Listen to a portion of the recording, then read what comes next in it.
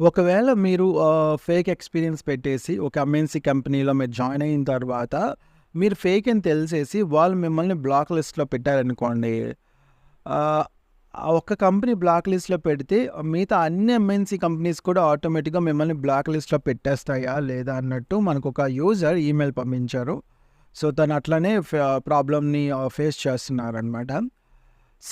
మనకి ఎంఎన్‌సీ కంపెనీలో every MNC company have their own database. ఓకేనా? ఒక కంపెనీ వాళ్ళు మేము బ్లాక్ లిస్ట్‌లో పెట్టారు అనేసి మిగతా అన్ని కంపెనీ వాళ్ళు కూడా బ్లాక్ లిస్ట్‌లో పెడతారనేది కూడా అసలు కంప్లీట్‌గా అలా ఆలోచించడం కూడా ఒక పెద్ద ఫూలిష్ థింగ్. అలా జరిగే ఛాన్సెస్ అయితే లేదు. అండ్ ఇంకొకటి ఏంటంటే మీరు పనిచేస్తున్న కంపెనీలు ఇప్పుడైతే ఏ కంపెనీ మిమ్మల్ని బ్లాక్ లిస్ట్‌లో పెట్టారు అని అంటున్నారో, ఆ కంపెనీ కూడా దాదాపుగా బ్లాక్ లిస్ట్‌లో మిమ్మల్ని పెట్టదు. ఓకేనా? పెట్టదు. మేబీ మిమ్మల్ని అలా ఏమంటారు కొంచెం ప్రికాషన్‌గా